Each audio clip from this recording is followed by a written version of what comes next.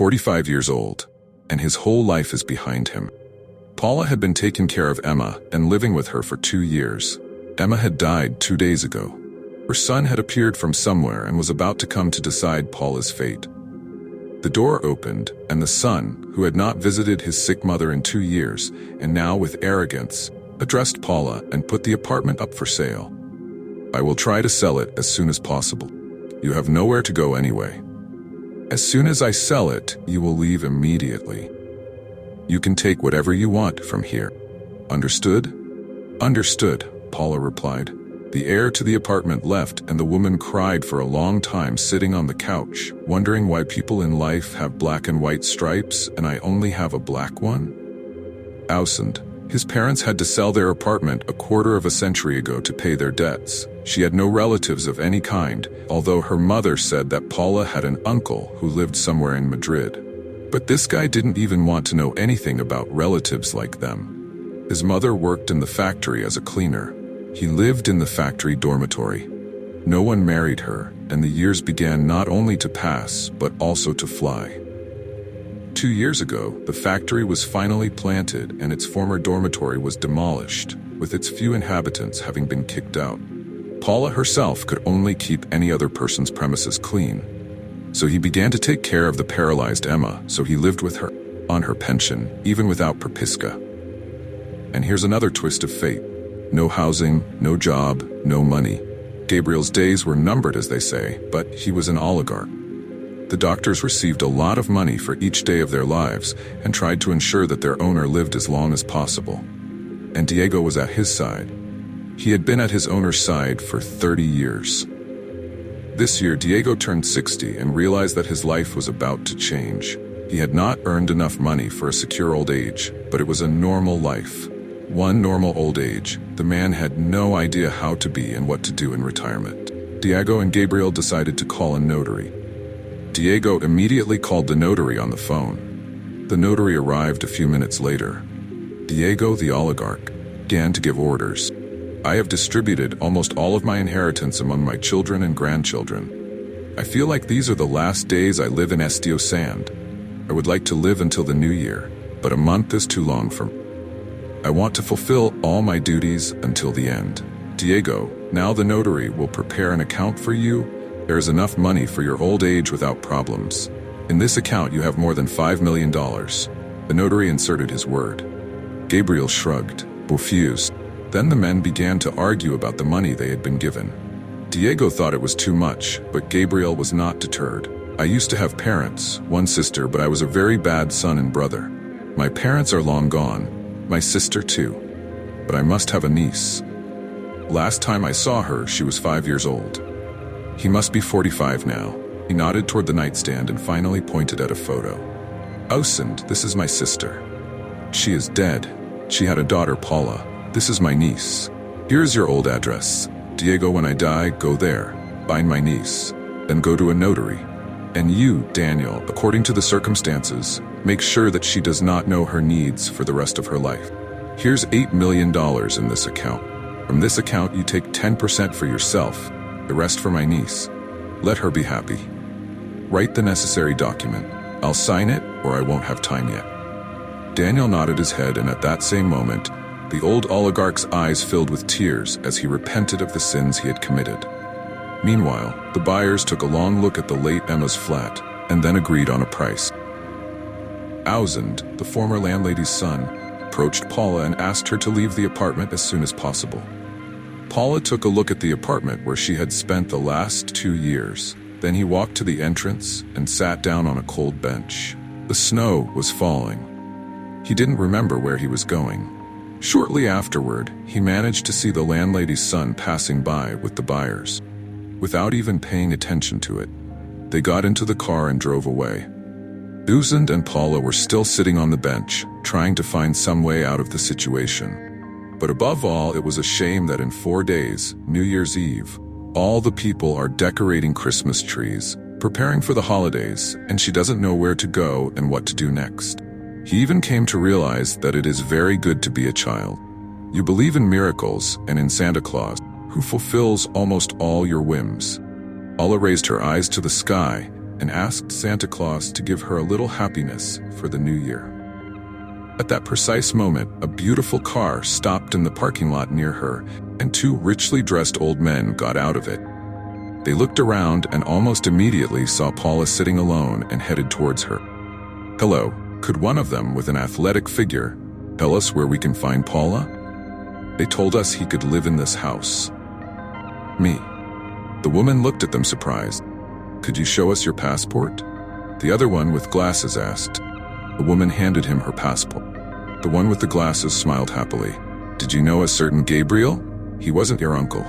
My mother told me when I was alive that I had an uncle somewhere in Madrid," Paula said in a whisper. A man with an athletic figure sat next to him. "Your uncle died recently. Before he died, he told me to ask your forgiveness for him." "'Cause?" The woman was surprised. "He felt guilty in front of your mother. Paula, forgive him and don't hold a grudge." She raised her eyes to the sky again and said, "Sleep well. I don't hold a grudge against you. You are a good woman." The man smiled in admiration. "Let's get to know each other. My name is Diego. My name is Daniel." The notary bowed slightly. "But I don't understand what it is about," Paula asked, surprised. The notary smiled. "Before he died, my uncle asked me to make you happy, but I don't believe in fairy tales." The woman smiled sadly. "Now we will go to your bank and open an account in your name for a very large sum of money." Notary continued, "I don't even have a place to live." "1,000," the woman lowered her head. "Paula, get in the car." Diego picked up his heavy bag and put it in the trunk. After a while, the three of them arrived at the bank, or rather, the largest bank in the city where Paula had never been. But Daniel felt like a fish in water. He wrote some papers and then had Paula sign them. When they finished the paperwork and left the bank building, the notary, smiling, extended his hands and addressed, "This is my mission accomplished. In 1 hour, I will go to Madrid before New Year's Eve, in less than 4 days. And I still have to buy gifts for my children and grandchildren." Then he turned to the woman and smilingly added, nodding to his Paula, "This man will help you get used to your new role. He's not used to being a bodyguard." And then, as if nothing had happened, Daniel got into a taxi and drove off into the distance. "So Paula, get in my car," Diego ordered. "Let's change you." "That? We have a lot to do before New Year's Eve. And where do we go now?"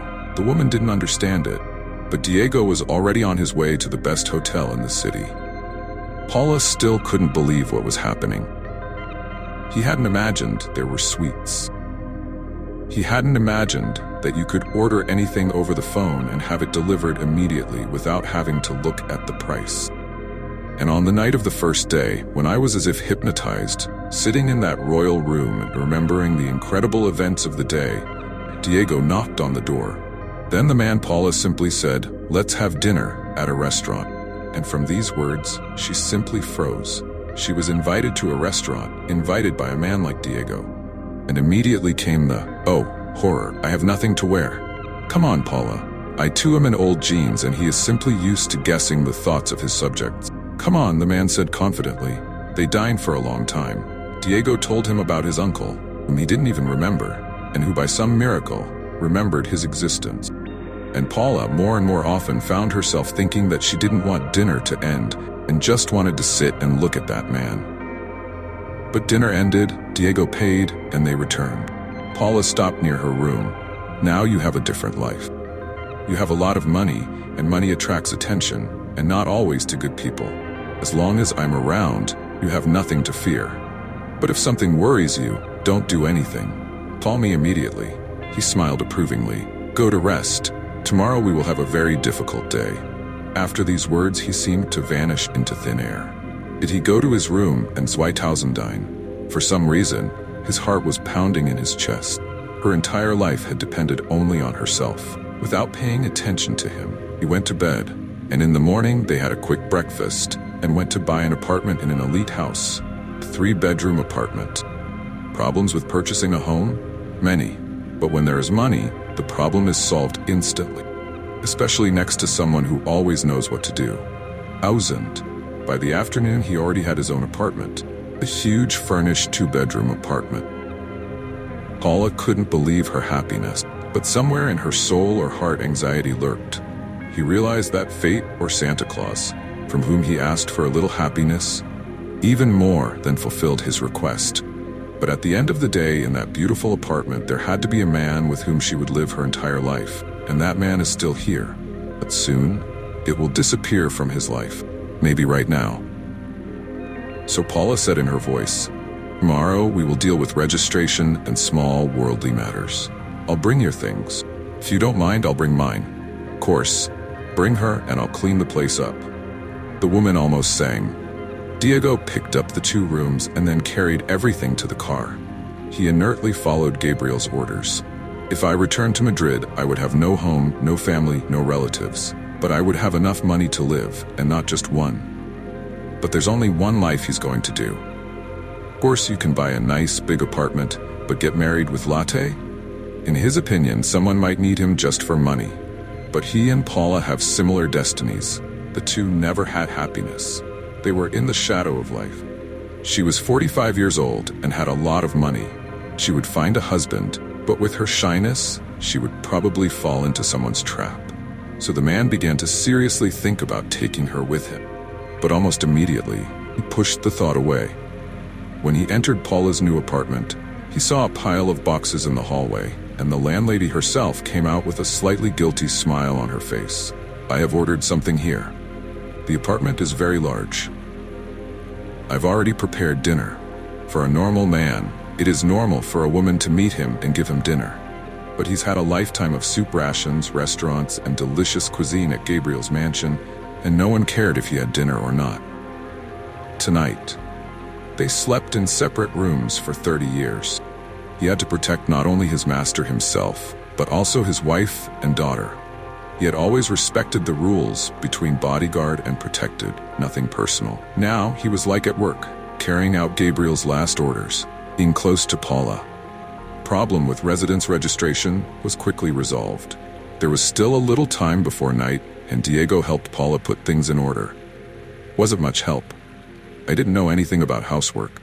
He unpacked boxes of dishes, moved furniture, moved heavy things, and watched the woman work. He was also surprised to notice that nothing had changed in the apartment. But each room became cozier and cozier after Paula had worked on it. The winter afternoon had arrived. Thought of saying goodbye didn't let her think about anything else. Diego has to get to Madrid before dawn. And why before dawn? Girl wondered. Why did he decide so? Man hurriedly began to pack his suitcase and suddenly realized that, for the first time in his life, he was not in control of the situation. He looked into the sad eyes of a woman, but still headed to the front door. He had something to say. He wanted to say goodbye, but suddenly he realized that his life was over. It had begun 42 years ago when his spouse had called him up, that there would be no more orders in his life, and that he had to decide what his future life was going to be like for himself at that very moment. So he turned to look at the woman and suddenly realized that her eyes were screaming at him. "Don't go, Paula. I'm 60 years old. I don't want to go to Madrid. I want to be with you." They had a stormy romance and very quickly disappeared from the sight of their former acquaintances. Absolutely no one knew where they are now, and still no one. What do you think? How about? Is this story finally over? Share your opinion in the comments. Thanks for seeing it. If you liked the story, be sure to give it a like and subscribe to the channel, and I'll wait for you in my new videos.